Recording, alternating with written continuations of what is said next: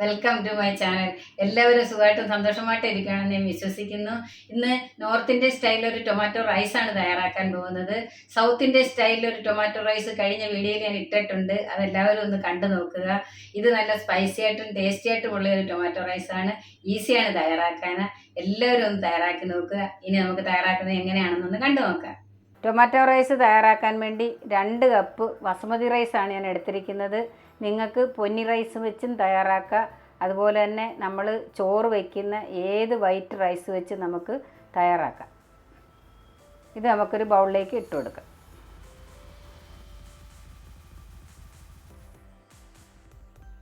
ഇത് 2 വെള്ളത്തിൽ കഴുകി കൊണ്ടുവരാം. 2 വെള്ളത്തിൽ നമ്മൾ കഴുകി കൊണ്ടുവച്ചിരിക്കുകയാണ്. ഇനി അതിലേക്ക് കുറച്ച് വെള്ളം നമ്മൾ ഒഴിച്ച് വയ്ക്കുക.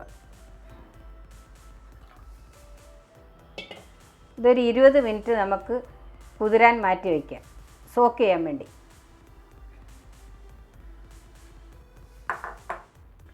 അരി വേവിച്ചെടുക്കാൻ വേണ്ടി ഒരു പാത്രത്തിൽ 2 ലിറ്റർ വെള്ളം ഒഴിച്ച് ഹൈ ഫ്ലെയിമിൽ വെച്ച് തിളപ്പിച്ചെടുക്കാം.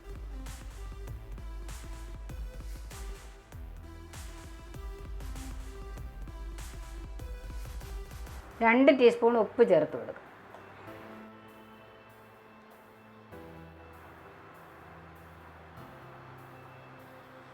ഇനി ലോ ഫ്ലെയിമിൽ 4 മിനിറ്റ് വേവിച്ചെടുക്കുക.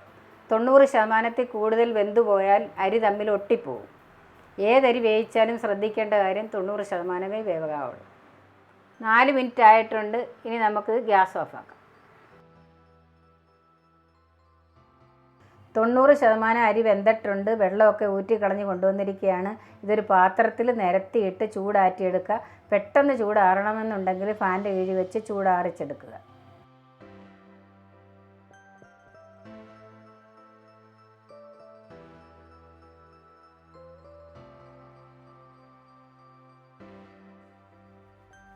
മസാല തയ്യാറാക്കാൻ വേണ്ടി ഒരു പാൻ വെച്ച് ഗ്യാസ് കത്തിച്ചിട്ടുണ്ട്. അതിലേക്ക് നമുക്ക് 2 ടേബിൾ സ്പൂൺ നെയ്യ് ചേർത്ത് കൊടുക്കാം.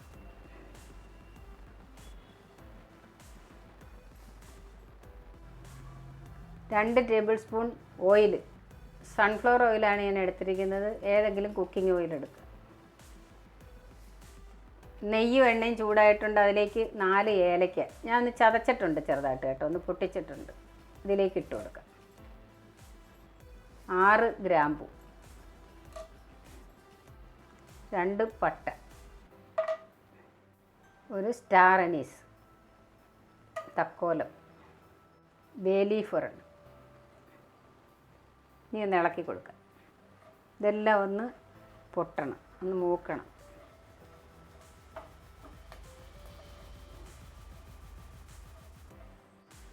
ഗ്രാമ്പു ഇലക്കയും ചെറുതായിട്ടൊന്ന് ചൂടായിട്ടുണ്ട്. അതിലേക്ക് നമുക്ക് 4 മീഡിയം സൈസ് സവാള നീളത്തിൽ കട്ട് ചെയ്തത് ചേർത്ത് കൊടുക്കും.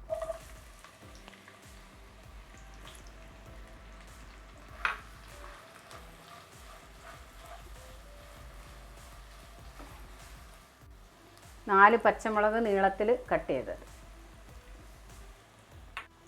1 ടേബിൾ സ്പൂൺ ഇഞ്ചി വെളുത്തുള്ളി പേസ്റ്റ് ചേർത്ത് കൊടുക്കുക. ഇനി ഒന്ന് നല്ലപോലെ ഇളക്കി വഴറ്റിയെടുക്കണം.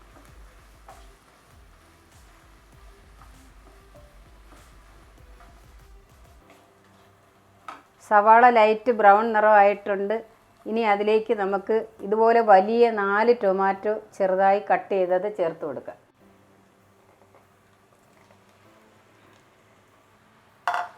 ഇനി നല്ലപോലെ ഒന്ന് ഇളക്കി കൊടുക്കുക.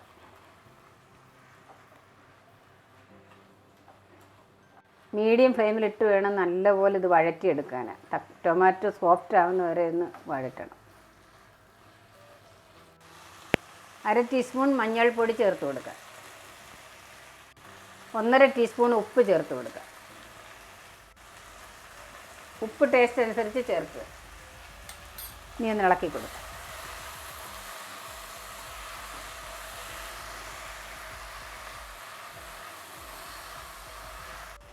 രണ്ട് ടേബിൾ സ്പൂൺ മുളക് പൊടി ചേർത്ത് കൊടുക്കുക. കാശ്മീരി ചില്ലി പൗഡറാണ് ഞാൻ ചേർത്ത് കൊടുക്കുന്നത്. കാശ്മീരി ചില്ലി പൗഡറിന് എരിവ് കുറവാണ്. എരിവ് അനുസരിച്ച് മുളക് പൊടി ചേർക്കുക. നമ്മൾ 4 പച്ചമുളക് എരിവുള്ളതാണ് ചേർത്തിരിക്കുന്നത്. ഇനി ഇത് നല്ലപോലെ ഇളക്കി വഴറ്റിയെടുക്കുക.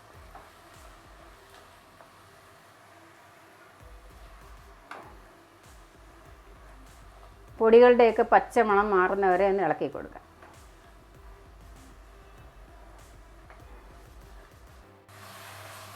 പൊടികളുടെ എല്ലാം പച്ചമണമൊക്കെ മാറി ടൊമാറ്റോ ഒക്കെ സോഫ്റ്റ് ആയിട്ടുണ്ട്, എണ്ണയൊക്കെ തെളിഞ്ഞ് വന്നിട്ടുണ്ട്.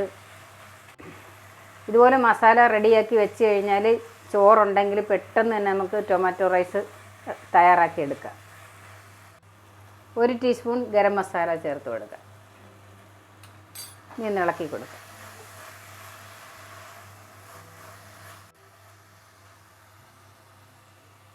ഇനി നമുക്ക് ചോറ് ചൂടാറിയിരിക്കുന്ന ചോറ് നമുക്കിതിലേക്ക് ചേർത്ത് കൊടുക്കാം.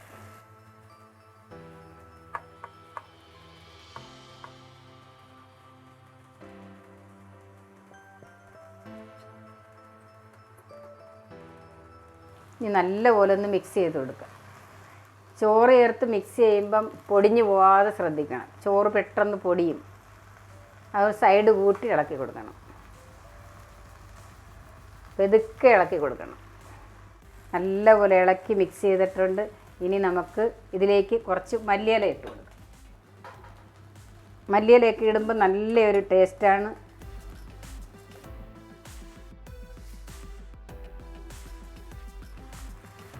നോർത്ത് ഇന്ത്യൻ സ്റ്റൈലിൽ അടിപൊളി ടൊമാറ്റോ റൈസ് റെഡി ആയിട്ടുണ്ട്. ഇനി നമുക്ക് ഗ്യാസ് ഓഫ് ആക്കാം.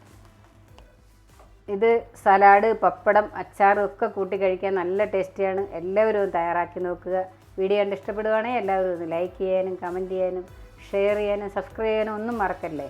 നന്ദി, നമസ്കാരം. Thank you so much.